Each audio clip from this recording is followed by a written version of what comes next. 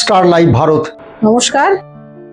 দেখুন টমেটো, পেঁয়াজ, একটু জিরে, রসুন, মশলা।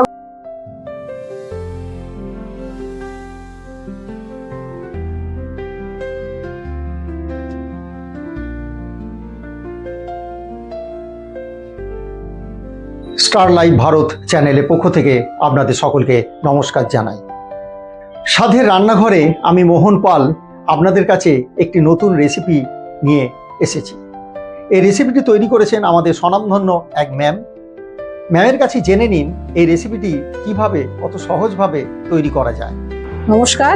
আজকে একটা নতুন ধরনের রান্না আপনাদের সামনে নিয়ে এসেছি।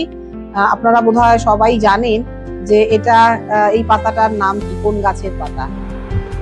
দেখুন পাতাটা ভালো করে, এটা অনেকেই হয়তো চিনতে পারছেন, তবু বলে দিই। এই পাতাটাকে অনেকেই বলে ভেটকোল পাতা, অনেকেই বলেন খারকোল পাতা। তো আমরা এই পাতাটা কিভাবে বাটা করলে ভীষণ সুস্বাদু হয় এবং এই একটা পদেই আমাদের ভাত খাওয়া হয়ে যায়। এই ভেটকোল পাতায় বা খারকোল পাতায় প্রচুর পরিমাণ ক্যালসিয়াম আছে।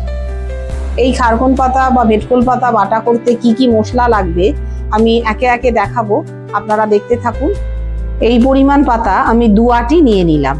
আমি এই পাতাগুলোকে আমরা বটি দিয়ে কেটে, ঠিক এই জায়গাটা থেকে কেটে এরম ভাবে, বা ছুরিতেও কাটতে পারেন, এরম ভাবে ছিঁড়ে আমাদের শুধু পাতাটা প্রয়োজন। আমরা এর জন্য মশলা হিসেবে নিয়েছি একটা ছোট সাইজের টমেটো, আর একটা হচ্ছে মাঝারি সাইজের পেঁয়াজ, আর ওই হাফ চামচের মতো তারও কম একটু জিরে, আর 4-5 কোয়া মোটা, একটু যদি বেশি বড় হয় তাহলে এরকম 5 কোয়া রসুন। আর ঝালটা যারা যেমন খাবেন সেরকম ভাবেই দেবেন। এখানে কাঁচা লঙ্কা আর শুকনো লঙ্কা দুটোই নিয়েছি।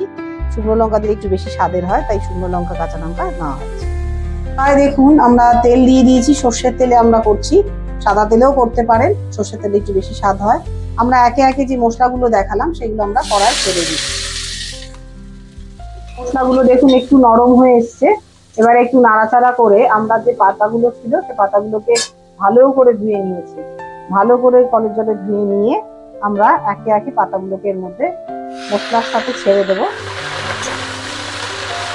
আমরা আবার একটু নুন দিয়ে দেবো, আবার একটু নুন দিয়ে দেবো যাতে পাতাটা সেদ্ধ হয়ে যায় একটু সময়। এবার আমরা একটু নাড়িয়ে চাপা দিয়ে দেবো, তাহলে কি হবে, একটু তাড়াতাড়ি নরম হয়ে আসবে। হ্যাঁ, এবারে মোটামুটি 2 মিনিট হয়ে এসছে। তো আমরা এবারে থালাটা তুলে নিয়ে দেখবো কতটা নরম হলো। হ্যাঁ, প্রায় হয়ে এসছে। এবারে আমরা নিভিয়ে দেবো, নিভিয়ে দিয়ে এটাকে একটা থালার মধ্যে ঢেলে নিয়ে ঠান্ডা করতে দেবো। হ্যাঁ, এবারে এই থালায় ঢেলে নিয়েছি, ঠান্ডা হচ্ছে পাখায়। আর এই জলটা দেখুন একদিকে হয়ে গেছে, এই জলটাকে কিন্তু ফেলে দেবেন, ফেলে দিয়ে মিক্সারে দেবেন পেস্ট করার জন্য। দেখুন বাটার পর এইরকম দাঁড়িয়েছে। তো যদি বাটার সময় একটু অসুবিধে হয় না ঘোরে মিক্সার, তাহলে একটু জল দিয়ে দেবেন। শিলনোড়ায় বাটলে সব থেকে ভালো হয়। কড়া গরম হলে আমরা 1 চামচ কড়ায় তেল দিয়ে দেবো। হ্যাঁ, তেলটা মোটামুটি গরম হয়ে গেছে। এবারে আমরা পেস্ট করা যেটা পেলাম সেই বাটাটা আমরা দিয়ে দেবো তেলে।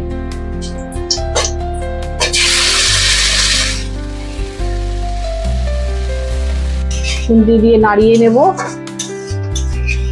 বেশ কিছুক্ষণ আমরা নাড়াবো তেলে। দেখুন ভাজতে কেমন শুকিয়ে এসছে তেলটা, জলটাও অনেকখানি শুকিয়ে গেছে, দেখতে পাচ্ছেন জলও শুকিয়ে গেছে। ঠিক এইরকম জায়গায় আসবে যখন দেখবেন এইরকম হয়ে গেছে, তেলটাও আমাদের শুকিয়ে গেছে, জলও শুকিয়ে গেছে, তখন আপনারা যদি পছন্দ করেন একটু মিষ্টি দিয়ে খাওয়ার, তাহলে একটু সামান্য মিষ্টি দিয়ে দেবেন। যে যেমন মিষ্টি খায়। হ্যাঁ, এবারে নুনটাও দেখবেন অবশ্যই, নুন মিষ্টি দেওয়ার পর। দেখছি ভালোই শুকনো হয়ে গেছে, দেখছি শুকনো হয়ে গেছে। হ্যাঁ, ভালো শুকনো হয়ে গেছে। এরপরে দেখুন আমাদের রান্নাটা হয়ে গেছে। এবারে এটা শেষ আমাদের রান্না। এবার আপনারা খাওয়ার আগে যদি মনে হয় যে গলা ফুটোতে পারে বা চুলকোতে পারে, তাহলে আপনারা একটু লেবু রেডি রাখবেন, লেবুর রস ছড়িয়ে ভাতে মেখে খাবেন। তাহলে দেখতেই পেলেন কত সহজভাবে সুন্দরভাবে ম্যাডাম এই রেসিপিটি তৈরি করলেন। আপনারাও করবেন, দেখুন, এবং যদি ভালো লাগে অবশ্যই কমেন্ট করবেন। আর ভালো লাগলে লাইক করবেন, আর যারা এখনও সাবস্ক্রাইব করেননি তারা চ্যানেলটিকে অবশ্যই সাবস্ক্রাইব করবেন আর বেল আইকনে টাচ করবেন, যাতে এই ধরনের ভিডিও আমি যখনই আপলোড করব তখনই আপনাদের কাছে আগে নোটিফিকেশান চলে যাবে।